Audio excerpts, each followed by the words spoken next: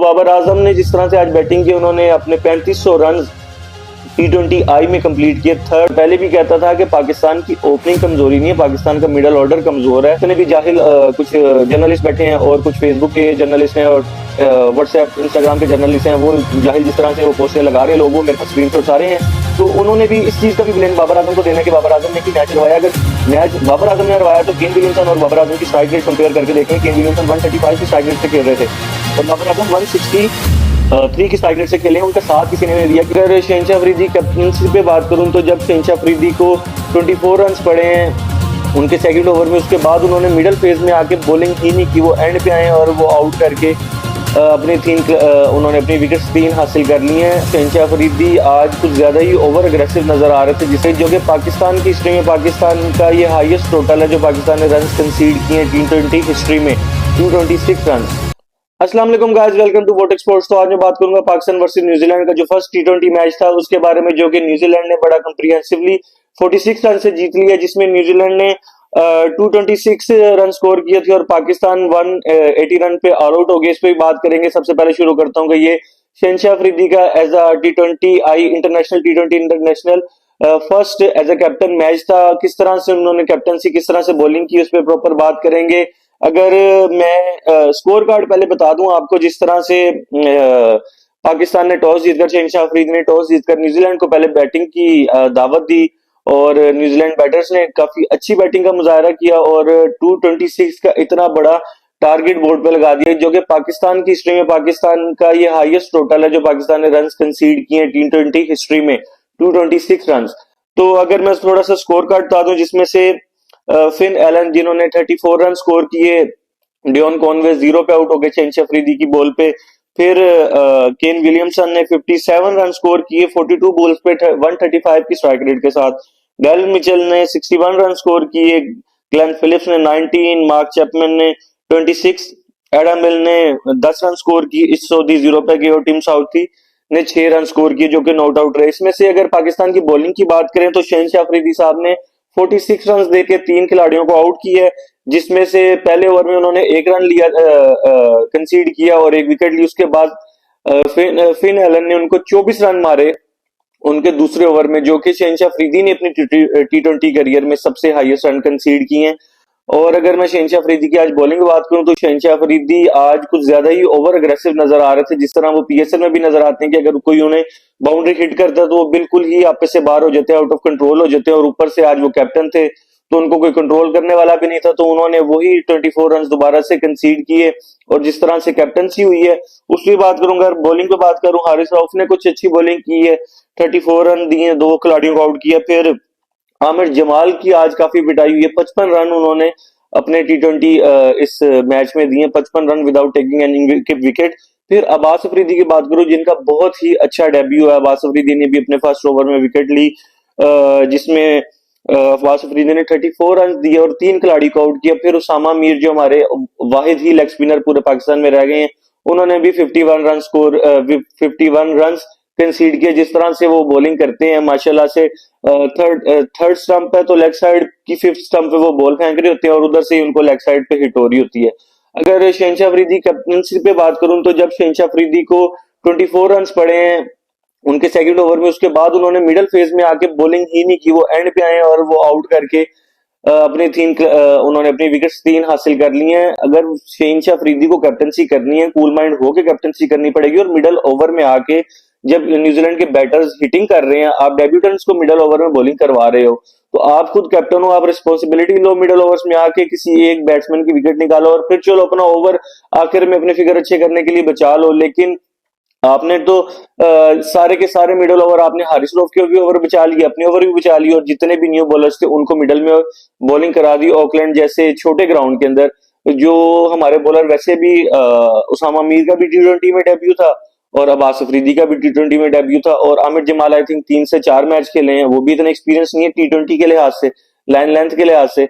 तो शहनशाह अफरीदी को किसी एक यंगस्टर के साथ मिडल ओवर में 1 ओवर करना चाहिए था, फिर एक हारिस रऊफ को करना चाहिए था कि उनको बताते कि ये आपकी लाइन एंड लेंथ है, इस तरह से आपने ओवर करना है और कोई विकेट हासिल करके दे हमें मिडल ओवर में, चाहे डेलन मिचेल की करके देते या केन विलियमसन की करके देते। लेकिन काफी क्लूलेस कैप्टनसी नजर आई, इसी के चलते जो न्यूजीलैंड ने 226 का पहाड़ जितना टारगेट पाकिस्तान के सामने रख दिया। और जब पाकिस्तान चेज पे आया तो जिस तरह से जो नई ओपनिंग पार्टनरशिप है सैम अयूब और मोहम्मद रिजवान की, तो सैम अयूब ने बहुत ही आउटस्टैंडिंग अपना डेब्यू तो उनका T20 का नहीं है, लेकिन उन्होंने बहुत ही आउटस्टैंडिंग उन्होंने इनिंग खेली है। उन्होंने 27 रन स्कोर किए 8 बॉलों पे, जिसमें से 2 चौके और 3 छक्के मारे और वो रन आउट हो गए।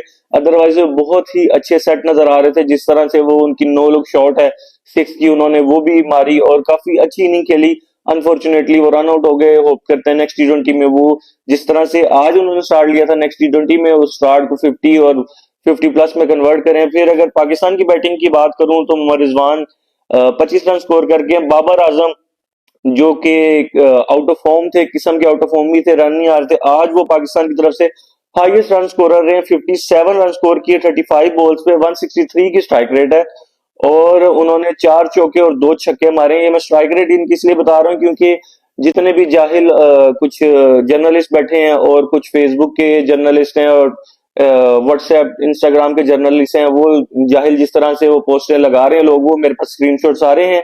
तो उन्होंने भी इस चीज का भी ब्लेम बाबर आजम को देना है कि बाबर आजम ने ही मैच हरवाया। अगर मैच बाबर आजम ने हरवाया तो केन विलियमसन और बाबर आजम की स्ट्राइक रेट कंपेयर करके देख लें। केन विलियमसन 135 की स्ट्राइक रेट से खेल रहे थे और बाबर आजम 163 की स्ट्राइक रेट से खेले। उनका साथ किसी ने नहीं दिया, किसी मिडिल ऑर्डर बैटर ने साथ नहीं दिया।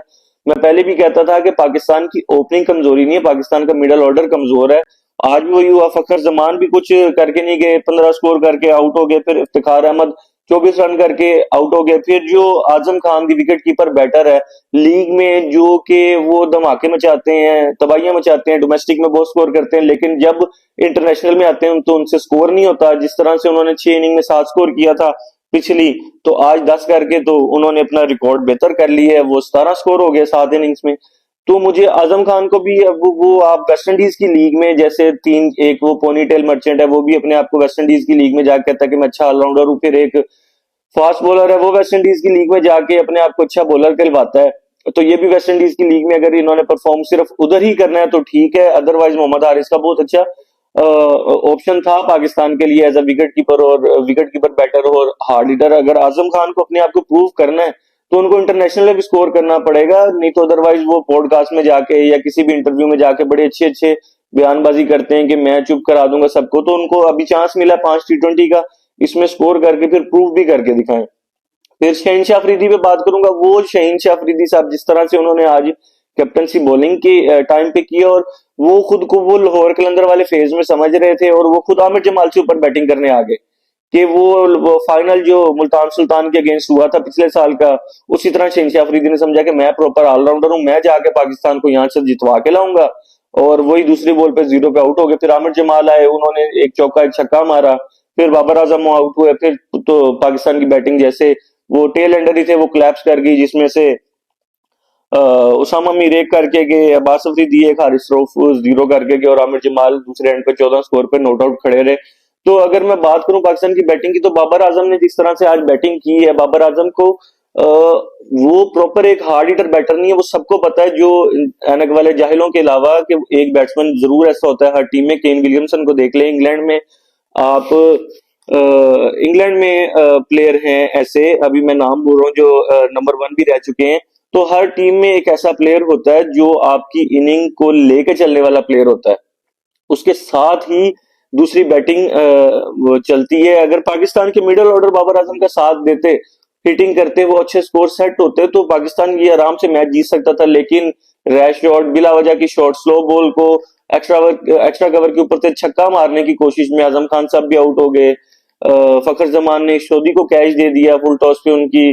फिर इफ्तिखार अहमद को भी काफी अब देर हो चुकी, चलिए इफ्तिखार अहमद को भी थोड़ा सीरियस होना पड़ेगा क्योंकि उनको भी as a main batter Pakistan में मिडिल ऑर्डर माना जाता है। तो मोहम्मद रिजवान ने भी आज अच्छा इंटेंट दिखाने की कोशिश की, वो भी स्लो बॉल पे आउट हो गए, 6 की ट्राई कर रहे थे।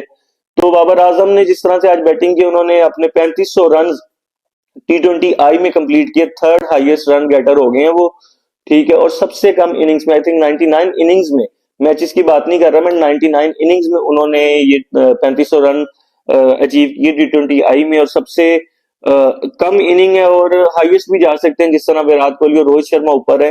तो हर वक्त एक ही इंसान के पीछे पड़े रहना, मुझे नहीं लगता कि कोई अक्लमंदी है, जिस तरह से हमारे जर्नलिस्ट, ट्विटर वाले भी और फेसबुक वाले भी एक ही इंसान के अगेंस्ट अगर एजेंडा चलाना है, तो आप सीधी सी बात करें, आपका बोर्ड हुआ आया हुआ इस वक्त एजेंडा बेस्ड बोर्ड है, सब कुछ आपका, तो उसको वैसे ड्रॉप कर दें, उसको मजबूर कर दें रिटायरमेंट के लिए। क्योंकि अगर आपने उसकी अच्छी इनिंग के को भी क्रिटिसाइज करना है, अगर वो भी आउट हो जाता तो पाकिस्तान से जो 180 रन हुए हैं ये भी नहीं होने थे, ये मैं कंफर्म कहता हूँ। मैं पहले भी कहता था ओपनिंग पाकिस्तान की इश्यू ही नहीं है, बाबर और रिजवान की ओपनिंग ही वो ओपनिंग है जिसने 3 दफा 200 रन के टारगेट चेज करवाए हैं।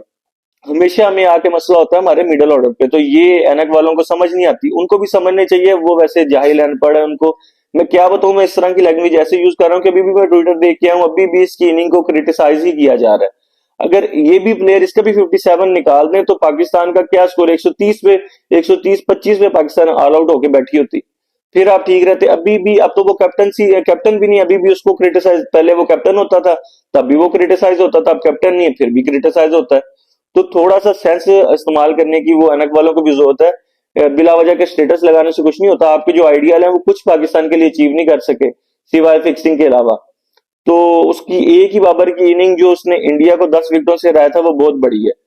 तो अगर मैं न्यूजीलैंड की बॉलिंग की बात करूं तो साउथी जो है वो 150 प्लस विकेट्स लेने वाले फर्स्ट T20 में दुनिया में बॉलर हो चुके हैं। उन्होंने आज भी 4 विकेट्स लिए हैं जिसमें 25 रन उन्होंने दिए हैं। फिर एडम मिल ने 2 आउट किए हैं, इस सोदी ने 1 आउट किया, और बेन सियार जो न्यू बॉलर हैं उन्होंने भी 2 विकेटें हासिल की हैं, बाबर आजम की विकेट भी उन्होंने हासिल की है।